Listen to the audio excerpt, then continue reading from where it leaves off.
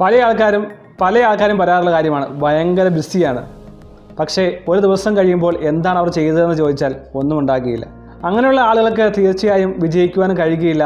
അവരെപ്പോഴും പിന്നോട്ട് പോയിക്കൊണ്ടിരിക്കുമെന്നുള്ളതാണ് യാഥാർത്ഥ്യം. അതുമായി ബന്ധപ്പെട്ട ബ്രിയാൻ ട്രേസിയുടെ വളരെ മനോഹരമായ പുസ്തകമാണ് eat the frog 21 great ways to stop procrastinating and get more done in less days.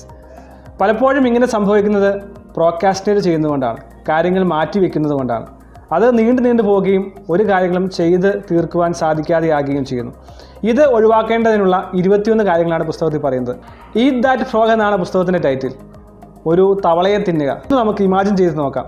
നമ്മുടെ ജോലി എന്നുള്ളത് 2 തവളയെ തിന്നുക എന്നുള്ളതാണെന്ന് വിചാരിക്കുക. നാം എന്ത് ചെയ്യും? ഈ പുസ്തകം പറയുന്നത് eat the ugliest frog first. ഏറ്റവും വൃത്തിയുടെ തവളയെ ഏറ്റവും ആദ്യം തിന്നുക എന്നുള്ളതാണ്.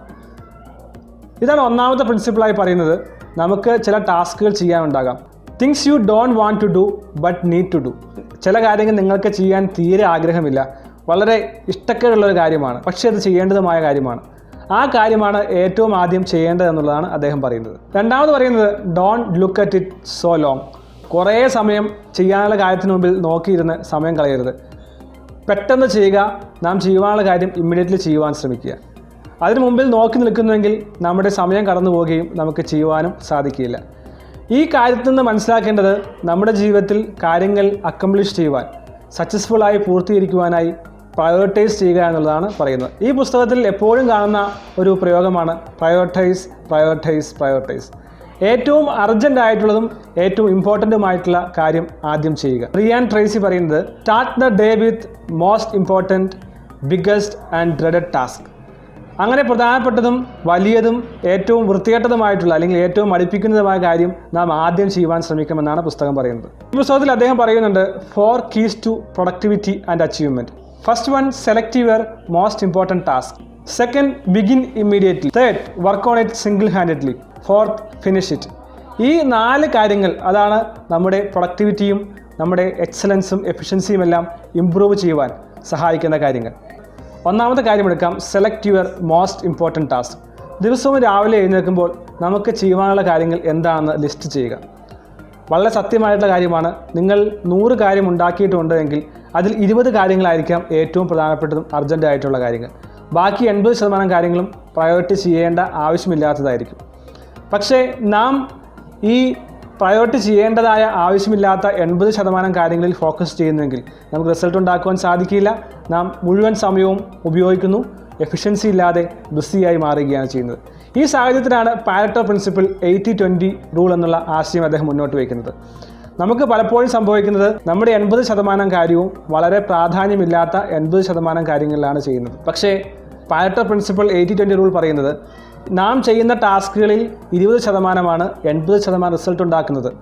ആ 20% കാര്യങ്ങളെ ഏറ്റവും ഇമ്പോർട്ടൻ്റ് ആയ, ഏറ്റവും ബിഗ് ആയിട്ടുള്ള, ഏറ്റവും ചലഞ്ചിങ് ആയിട്ടുള്ള, ഏറ്റവും അർജൻ്റ് ആയിട്ടുള്ള ആ 20 ടാസ്ക് ആദ്യം കണ്ടെത്തുക. അതിനെ ആദ്യം ചെയ്യുവാൻ ശ്രമിക്കുക. അതാണ് പ്രയോറിറ്റൈസ് പ്രയോറിറ്റൈസ് പ്രയോറിറ്റൈസ് എന്ന് പറയുന്നത്. ഇങ്ങനെ ഈ പാരറ്റോ പ്രിൻസിപ്പിൾ ഫോളോ ചെയ്ത് ഏറ്റവും പ്രയോറിറ്റൈസ് ചെയ്യേണ്ട കാര്യം ആദ്യം ചെയ്യുമ്പോഴാണ് നമുക്ക് എഫിഷ്യൻസി ഉണ്ടാകുന്നത്, പ്രൊഡക്ടിവിറ്റി ഉണ്ടാകുന്നത്. രണ്ടാമത്തെ കാര്യമാണ് ബിഗിൻ ഇമ്മീഡിയറ്റ്ലി. ആ ടാസ്ക് ചെയ്യാൻ തീരുമാനിച്ചാൽ ഉടനെ ചെയ്യുക, താമസം വെപ്പിക്കില്ല. മെൽ റോബിൻസൻ്റെ 5 seconds പ്രിൻസിപ്പിൾ പറയുന്നുണ്ട്.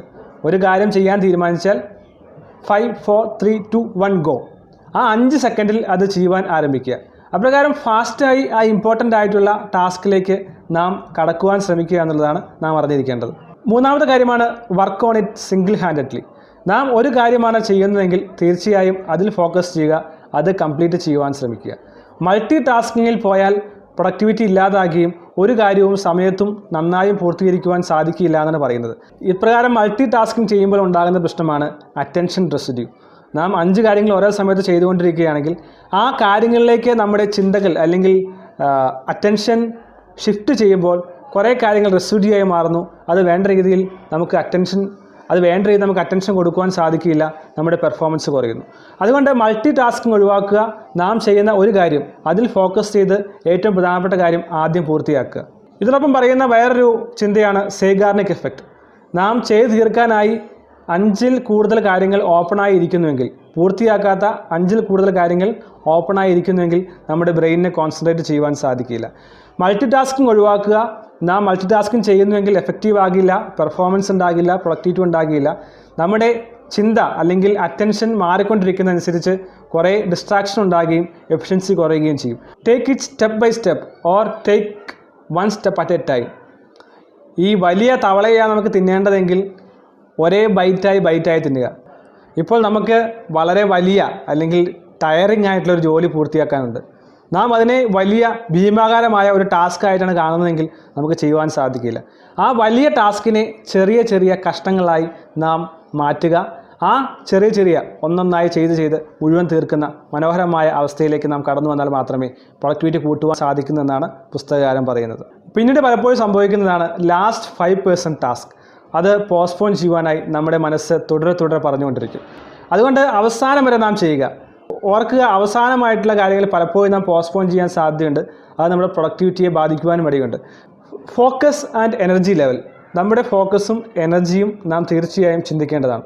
നമ്മുടെ എനർജി എത്രമാത്രം മാക്സിമം ആക്കുവാൻ സാധിക്കും, അതിന് എന്തെല്ലാം നമുക്ക് ചെയ്യുവാൻ സാധിക്കും. ചില ഫുഡ് ഹാബിറ്റ്സ് വഴിയാണ് സാധിക്കുന്നത്, ചില ഹെൽത്തി പ്രാക്ടീസസ് വഴിയാണ് സാധിക്കുന്നത്, ചില പസിൽസ് വഴിയാണ് സാധിക്കുന്നത്.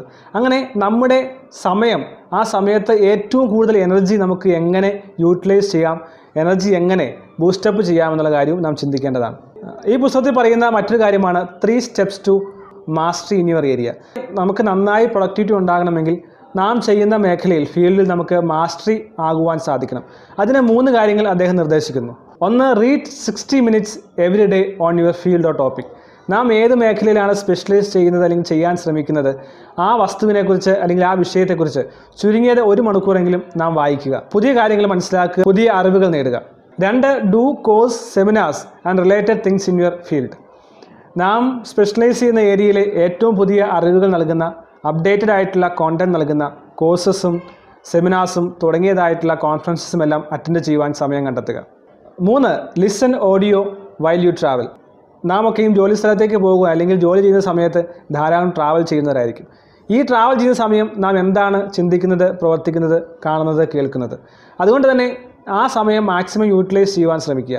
നാം ട്രാവൽ ചെയ്യുമ്പോൾ നമ്മുടെ മേഖലയുമായി ബന്ധപ്പെട്ട കാര്യങ്ങൾ കേൾക്കുവാൻ ശ്രമിക്കുക. അത് ഓഡിയോ ആകാം, യൂട്യൂബ് വീഡിയോ ആകാം. ഇങ്ങനെ മാക്സിമം കാര്യം ഈ ഫ്രീ ടൈമിൽ അല്ലെങ്കിൽ നമുക്ക് കിട്ടുന്ന സമയത്ത് കേൾക്കുവാനും മനസ്സിലാക്കുവാനും ശ്രമിക്കണമെന്ന് ബ്രയാൻ ട്രേസി നമ്മെ ഓർപ്പിക്കുകയാണ്. ലൈഫ് ലോങ് ലേണിംഗ്, അതാണ് ഏറ്റവും പ്രധാനപ്പെട്ട കാര്യം. ജീവിതകാലം മുഴുവൻ നാം പഠിച്ചുകൊണ്ടിരുന്നാൽ മാത്രമേ നമുക്ക് അപ്ഡേറ്റഡ് ആയിരിക്കുവാനും ഏറ്റവും പ്രൊഡക്റ്റീവായിട്ടുള്ള ഒരു ഇൻഡിവിജ്വലായി മാറുവാനും സാധിക്കൂ. ഇത് കൂടാതെ തന്നെ പറയുന്ന കാര്യമാണ് കോസ് ആൻഡ് എഫക്റ്റ്. എല്ലാ എഫക്റ്റിനും ഒരു കോസ് ഉണ്ട്, എല്ലാ റിയാക്ഷനും ഒരു ആക്ഷനുണ്ട്. അതുകൊണ്ട് നാം എന്ത് ആക്ഷനാണ് ചെയ്യുന്നത് അതായിരിക്കാം റിയാക്ഷനായിട്ടും എഫക്റ്റായിട്ടും വരുന്നത്. മാക്സിമം പ്രൊഡക്ടിവിറ്റി കൂട്ടാൻ എന്തെല്ലാം നാം ചെയ്യണമെന്ന് അറിഞ്ഞിരിക്കുക, മനസ്സിലാക്കുക, ലിസ്റ്റ് ഔട്ട് ചെയ്യുക. അപ്രകാരം ചെയ്ത് പ്രൊഡക്ടിവിറ്റി കൊണ്ടുവരുവാൻ ശ്രമിക്കുക. ഇത് കൂടാതെ ധാരാളം പ്രധാനപ്പെട്ട കാര്യങ്ങൾ പറയുന്നുണ്ട്. ഏതാനും ചില കാര്യങ്ങൾ കൂടി ഞാൻ ഓടിച്ച് പറയുവാൻ ആഗ്രഹിക്കുകയാണ്. ഒരു കാര്യമാണ് ഡിഫൈൻ യുവർ ഗോൾ. വളരെ സ്പെസിഫിക് ആയിട്ടുള്ള, കൃത്യമായിട്ടുള്ള ഗോൾ നാം ജീവിതത്തിൽ കാണുക. അത് വ്യക്തമായി സ്ക്രിപ്റ്റായി എഴുതുക. എന്താണ് എൻ്റെ ഗോൾ എന്നുള്ളത് സ്മാർട്ട് എന്നുള്ള ആശയത്തിൽ specific, measurable, realistic, achievable, timely തുടങ്ങിയതായിട്ടുള്ള സ്മാർട്ടായിട്ടുള്ള ഗോൾസ് നാം കണ്ടെത്തുക, എഴുതുക. വ്യക്തമായ പ്ലാൻസ് ഉണ്ടാക്കുക. നാം എന്താണ് ചെയ്യാൻ പോകുന്നത് എന്നുള്ളതിനെക്കുറിച്ച് കൃത്യമായ പ്ലാൻ, സ്ട്രാറ്റജി നാം കരുതുക. ഒരു കാര്യം ചെയ്യുമ്പോൾ അതിൻ്റെ ലോങ് ടൈം എഫക്റ്റ് എന്താണ്, ലോങ് ടൈം ആയിട്ട് റിസൾട്ട് ഉണ്ടാക്കുക, എന്താണ് സാധിക്കുന്നതെന്നും ചിന്തിക്കുക. നാം ചെയ്യുന്ന ജോലി, നാം അക്കൗണ്ടബിൾ ആകുന്ന ജോലി, അത് ആദ്യം ചെയ്യുവാൻ ശ്രമിക്കുക. നാം അത് ചെയ്തില്ല എങ്കിൽ നമുക്ക് എന്തെങ്കിലും പ്രശ്നമുണ്ടാകുമോ, നമ്മുടെ കീ റെസ്പോൺസിബിലിറ്റി ഏരിയാസ് ആണോ അതെന്ന് ചിന്തിക്കുക. അപ്രകാരം ആ കാര്യത്തിൽ കോൺസെൻട്രേറ്റ് ചെയ്യുവാനും പുസ്തകകാരൻ നമ്മെ ഓർപ്പിക്കുകയാണ്. മറ്റൊരു കാര്യമാണ് വർക്ക് അറ്റ് വർക്കിംഗ് ടൈം. നാം വർക്ക് ചെയ്യുവാനായി നിശ്ചയിക്കപ്പെട്ട സമയത്ത് നാം ജോലി ചെയ്യുക.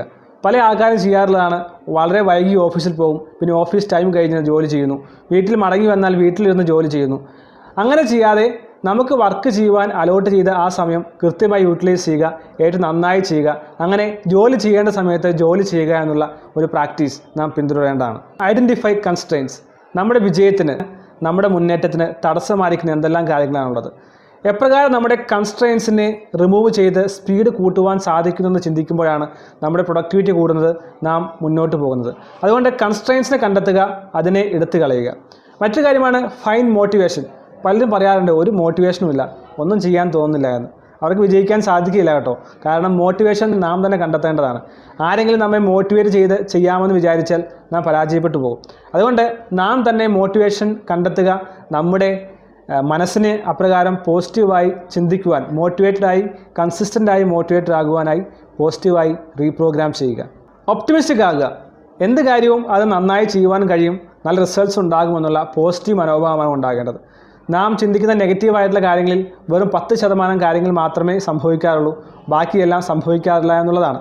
അതുകൊണ്ട് ഒപ്റ്റിമിസ്റ്റിക് ആകുക, പോസിറ്റീവായി മുന്നോട്ട് പോവുക, എനിക്ക് ചെയ്യുവാൻ കഴിയും, ഞാൻ വിജയിക്കും, എനിക്ക് സാധിക്കും തുടങ്ങിയതായിട്ടുള്ള പോസിറ്റീവ് തിങ്കിങ് നമ്മുടെ ജീവിതത്തിൽ കൊണ്ടുവരിക. വേറൊരു കാര്യം പുസ്തകത്തിൽ പറയുന്നതാണ്, technology should not distract us. നമ്മുടെ കൈവശം മൊബൈൽ ഉണ്ടാകാം, ഇൻ്റർനെറ്റ് ഉണ്ടാകാം, കമ്പ്യൂട്ടേഴ്സ് ഉണ്ടാകാം, ടെലിവിഷൻ ഉണ്ടാകാം, ഇങ്ങനെ ധാരാളം ഇലക്ട്രോണിക് ഗാഡ്ജറ്റ്സ് ഉണ്ടാകാം. എത്ര സമയമാണ് നാം അതിന് മുമ്പിൽ ചിലവഴിക്കുന്നത്, അല്ലെങ്കിൽ മൊബൈലിൽ നോക്കിയിരിക്കുന്നത്, സോഷ്യൽ മീഡിയയിൽ ഇരിക്കുന്നത്, അതൊക്കെയും തീർച്ചയായും പരിഗണിക്കേണ്ട കാര്യമാണ്. അങ്ങനെ നമ്മുടെ സമയത്തെ കൃത്യമായി വിനിയോഗിക്കുവാൻ നമുക്ക് സാധിച്ചാൽ മാത്രമേ നമുക്ക് പ്രൊഡക്റ്റീവായി മാറുവാൻ സാധിക്കുകയുള്ളൂ. സ്ക്രീൻ ടൈം കൺട്രോൾ ചെയ്യുവാൻ പുസ്തകം ആവശ്യപ്പെടുകയാണ്. സമയം വളരെ കൃത്യമായി മാനേജ് ചെയ്യുവാൻ സാധിക്കുകയാണ്. ഇങ്ങനെ ധാരാളം ടിപ്സുള്ള വളരെ മനോഹരമായ പുസ്തകമാണ് ഈറ്റ് ദാറ്റ് ഫ്രോഗ് എന്നുള്ള പുസ്തകം. ജോലി ചെയ്യുന്നവർ, ബിസിനസ് ചെയ്യുന്നവർ, വിദ്യാർത്ഥികൾ, മോട്ടിവേഷൻ ആഗ്രഹിക്കുന്നവർ എല്ലാവരും വായിച്ചാൽ അവരുടെ ജീവിതത്തിൽ വലിയ മാറ്റം കൊണ്ടുവരുവാൻ സാധിക്കും. ഈ ചിന്തകൾ 500% വരെ പ്രൊഡക്ടിവിറ്റി കൂട്ടുവാൻ സാധിക്കും എന്നുള്ളതാണ് പലരും പറയുന്നത്. തീർച്ചയായും പുസ്തകം വായിക്കാൻ ഞാൻ ആവശ്യപ്പെടുകയാണ്. നിങ്ങൾക്ക് മികച്ച വിജയം നേടുവാൻ അത് സഹായിക്കട്ടെ എന്ന് ആശംസിക്കുന്നു. All the best.